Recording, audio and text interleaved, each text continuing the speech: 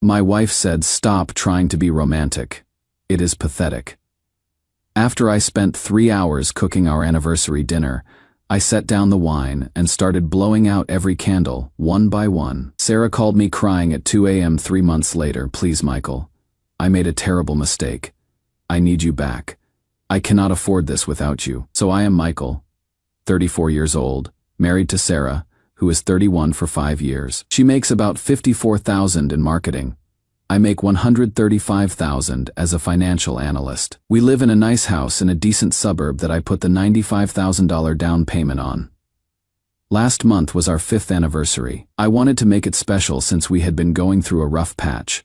Took the day off work, went to 3 different stores to get everything perfect. Spent 3 hours making herb-crusted salmon, which is her favorite, roasted asparagus, with garlic homemade chocolate souffle that took forever to get right. Got a bottle of that Pinot Noir.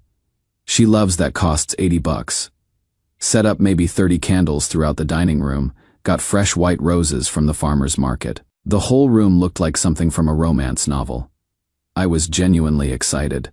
Thought maybe this would help us reconnect, you know. Sarah walks in around 7 p.m. with her sister Jessica and best friend Amanda. They were supposed to just drop by quickly before girls' night. I am putting the final touches on the table, lighting the last few candles, when I hear Sarah's laugh from the doorway. "Oh my God, Michael. Stop trying to be romantic. It is pathetic. You look desperate." The room went dead silent. Jessica's face went white, and she actually whispered Sarah like she couldn't believe what she had heard. Amanda wouldn't even look at me, just found something fascinating about her shoes, but something just broke in me during those 30 seconds. 5 years of marriage. And this is how she talks to me in front of people. "What are you doing?" Sarah asks, as I start methodically blowing out every single candle. "Stopping," I said, my voice weirdly calm as I gathered up the roses. "You just taught me something valuable. Romance is pathetic when it is one-sided, so I am done being pathetic." I walked right past all 3 of them, tossed the roses directly in the kitchen trash, and pulled out my phone. "We can eat like roommates from now on. Tony's Pizza or that Chinese place." Her face went through like 5 different expressions. Confusion, then annoyance, then this weird panic when she realized I wasn't playing whatever game she thought this was. She expected me to grovel, apologize, maybe get defensive. Instead, I had just stopped. Jessica grabbed her purse. "We should go." Amanda was already halfway to the door. After they left, Sarah tried the damage control routine. "Baby, I had such a stressful day at work. You know how I get when I am overwhelmed. I didn't mean it like that." "How did you mean it then?" You were being a lot. It felt like pressure." "Pressure to what?" "Acknowledge that your husband loves you." She couldn't answer that. I ordered pizza and ate it in the living room while she sat in the kitchen staring at the elaborate meal getting cold. Update 1: You guys blew up my messages asking for updates. Buckle up because it has been a wild month. Here is what Sarah didn't know about the man she just humiliated. I am literally a financial analyst specializing in forensic accounting. I track money flows, build fraud cases, and document everything for federal audits. It is my job to spot patterns and build bulletproof cases with data. I have been tracking our household finances for years, not out of suspicion, but because I am literally wired to organize data. Every receipt saved, every expense categorized, every transaction logged. I have spreadsheets that would make a divorce attorney weep with joy. The numbers painted a crystal clear picture. I pay 81% of our shared expenses, which comes to $127,000 over 5 years. Sarah contributes 19%, which is $29,000 over 5 years. I have spent $52,400 on romantic gestures like flowers, surprise dates, weekend trips, jewelry, concerts. Sarah's romantic contributions over 5 years comes to exactly $0.00. After anniversary night, I went full operation roommate. Every shared expense gets split exactly 50-50. Documented in a shared Google Sheet with Venmo requests sent immediately. Week 1 was fascinating to watch.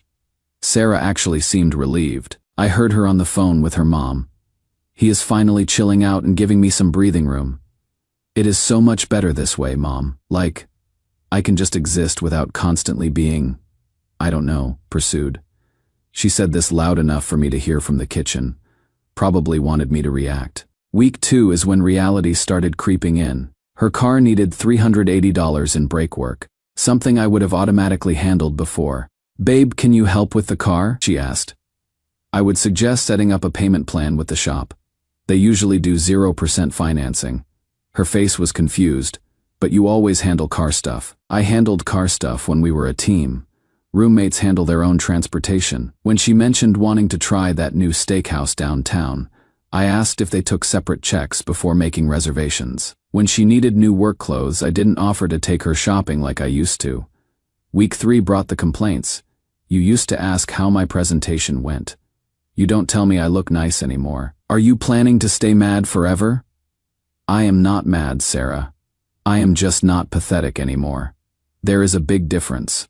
What is that supposed to mean? It means I am not going to beg for affection from someone who finds my affection pathetic. The woman who had gotten comfortable living off someone else's income was suddenly discovering what $54,000 actually covers after taxes and her personal expenses. Turns out, not much when you are used to a lifestyle subsidized by someone making 2.5 times more. But here is where it got interesting.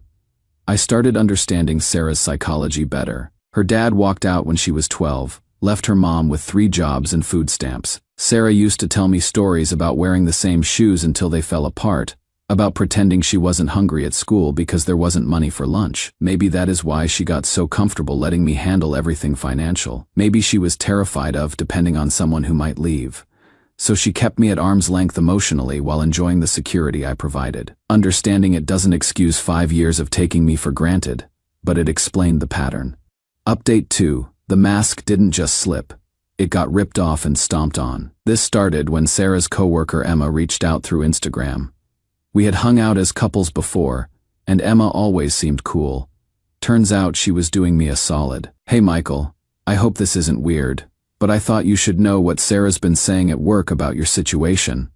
Apparently Sarah had been painting a very different picture at the office. According to Sarah's version, I was financially abusing her by suddenly demanding she pay half of everything, and I was withholding affection and intimacy as punishment because she had asked for a little space in the relationship. Emma had been listening to this for weeks and finally couldn't take it. "I have seen how you guys are together.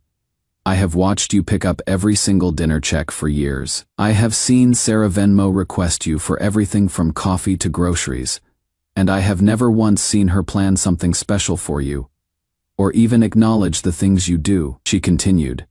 "Everyone at her office thinks you are some controlling psycho who is punishing his wife for speaking up." I couldn't stay quiet anymore. That is when I realized Sarah wasn't just ungrateful. She was actively rewriting our relationship history to make herself the victim of my suddenly reasonable expectations. So I did what any good forensic analyst does when presented with fraudulent claims. I built a comprehensive case. Thursday night, Sarah came home with her serious face on. "Michael, we need to talk. This has gone on long enough." She sat down at the kitchen table like she was about to conduct an intervention, clearly expected me to cave under pressure, apologize for my childish behavior, and return to our previous dynamic where I did everything, while she contributed nothing. Instead, I pulled out my laptop and opened the financial analysis I had prepared. "You are absolutely right, Sarah. We do need to talk. Let me show you some numbers." Her face immediately shifted. "I don't want to see your stupid spreadsheets." "These aren't stupid spreadsheets. This is 5 years of our financial partnership documented with the same precision I use for federal fraud cases." I turned the screen toward her and walked through the data. Monthly expense breakdowns showing exactly who paid for what. Every romantic gesture I had made, documented with specific dates, locations, and costs. Her contributions versus mine across every category: household expenses, entertainment, gifts, travel, everything. In the past year alone, I spent $8,400 on romantic gestures, date nights at nice restaurants, surprise weekend trips, flowers delivered to your office, jewelry for your birthday concert tickets, that spa day for your promotion. $8,400 of my income dedicated to making you feel special and appreciated. Sarah was staring at the screen, her face getting redder by the second. "Now, Sarah, I want you to think carefully and answer this question. When was the last time you did something romantic for me? When was the last time you surprised me with anything? When was the last time you made me feel special or appreciated? The silence that followed was deafening because we both knew the honest answer was never. Not once in 5 years. I show love differently. She finally exploded, but her voice cracked. How exactly do you show love, Sarah? By accepting everything I do for you without any reciprocation whatsoever. By criticizing the way I express love while offering absolutely nothing in return. You are being ridiculous. You cannot just assign dollar amounts to love. You are right, love isn't transactional, but effort is measurable, care is demonstrable, and according to this data, I have been in a one-person relationship for 5 years. I click to the next slide. Those romantic gestures you called pathetic in front of your friends. The ones that apparently made me look desperate. I have spent more money on making you feel loved than most people spend on a car. Stop it, she said, but her voice was getting shaky. How much have you spent making me feel loved in the same time period, Sarah? She couldn't answer because the number was 0, and we both knew it. You know what is actually pathetic, I continued. Calling someone desperate for loving you while contributing absolutely nothing to the relationship except criticism. That is when she completely lost it. Fine, she screamed, standing up so fast her chair fell over. You want the truth? Sometimes your romantic bullshit made me feel suffocated. It felt desperate and needy, like you couldn't exist without constant validation from me. So you felt suffocated by being loved. I said, my voice still calm. Got it. I felt suffocated by being needed so much. It was too much pressure. Love without need is just friendship with benefits. Sarah, but I think I understand what you actually wanted. You wanted to be desired without having to desire me back. You wanted all the benefits of being loved, the financial security, the romantic gestures, the emotional support, without any of the responsibility of loving someone in return. She opened her mouth to argue, but nothing came out. You wanted a sugar daddy, not a husband. The look on her face told me I would hit the nail on the head. Final update: the ending to this saga was way more explosive than I expected. Grab some popcorn. After our big confrontation, Sarah went into full manipulation mode. First came the love bombing, elaborate dinners she cooked that I still had to Venmo her half the grocery costs for. Then sudden interest in my hobbies, asking about work projects she had ignored for years. Even tried the sexy lingerie routine one night, appearing in the bedroom doorway like she was auditioning for a movie. But I was completely done. The man who used to desperately seek her approval was gone, replaced by someone who finally understood his worth. The breaking point came last Tuesday. I got home around 6 p.m. to find Sarah in the kitchen, having what can only be described as a complete psychological breakdown. Papers everywhere. Bank statements, credit card bills, rental listings, calculator with numbers scribbled on napkins. She had been trying to figure out how to afford our current lifestyle on her $54,000 salary. When she saw me walk in, she absolutely lost her mind. You have ruined everything, she screamed, throwing papers at me. Do you have any idea what you have done to me? I cannot afford my car payment. I cannot afford my gym membership. I cannot afford my student loans. I cannot afford anything. Welcome to what $54,000 actually buys you, I said calmly, dodging a flying bank statement. I hate you. I hate that you made me depend on you. I hate that you trapped me in this house. I hate that I need you. And there it was. The truth she had been hiding from herself and everyone else. She didn't love me. She loved my bank account. She didn't miss the romance. She missed the financial cushion that came with it. You could have just been honest from the beginning, Sarah. You could have said, I appreciate what you provide, instead of calling it pathetic. She crumpled to the kitchen floor, crying hysterically. For about 30 seconds, I almost felt sorry for her. This was that scared 12-year-old girl whose father abandoned her, who watched her mother struggle to keep food on the table. I understood her fear of poverty, her need for security, but then she looked up at me with pure hatred in her eyes. You think you are so much better than me, don't you? Well, you are nothing without me. You are boring and pathetic and desperate, and nobody else will ever want you. You will come crawling back within 6 months. That is when I knew our marriage was truly over. Maybe you are right, I said quietly. But I would rather be alone than with someone who thinks loving them is pathetic. She moved out 2 days later. The divorce was surprisingly swift thanks to my meticulous documentation. I kept the house, my retirement accounts, and my self-respect. She got her car, personal belongings, and a harsh crash course in financial independence.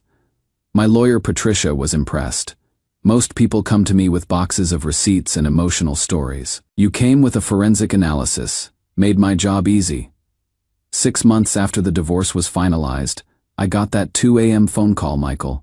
Sarah's voice was barely a whisper, thick with tears. Please. I made a terrible mistake. I need you back. I cannot afford this life without you. She was sobbing uncontrollably. My rent is $2,100 a month for a studio apartment. My credit cards are maxed out. I am eating ramen noodles for dinner. I am drowning, Michael. I am literally drowning. I am sorry you are struggling, Sarah, but that is not my problem anymore. But I love you, she wailed. I have always loved you. I was just scared. My therapist says I have abandonment issues from my dad leaving, and I pushed you away because I was terrified you had leave me anyway. No, Sarah, you loved what I provided for you. There is a significant difference. That is not true. I love you. If that were true, you never would have called loving you pathetic. You never would have humiliated me in front of your friends. You never would have spent 5 years taking everything I gave while giving nothing back. More hysterical sobbing, please. I will change. I will do better. I will be more romantic. I will pay for dates. I will. Sarah, stop. You had 5 years to figure this out. You didn't want to change when you had everything. You only want to change now that you have nothing. I was wrong. I was so wrong. Yes, you were. But being wrong doesn't entitle you to forgiveness. Being sorry doesn't erase 5 years of taking me for granted. I hung up and blocked her number. Today I am with Katie, who is 29 and works in tech and makes good money. On our first date, she grabbed the check before I could and said, I asked you out, so dinner's on me. On our third date, she brought me flowers, sunflowers, because she remembered I mentioned liking them. She tells me I look handsome and actually means it. She has never once expected me to subsidize her lifestyle or made me feel pathetic for showing affection.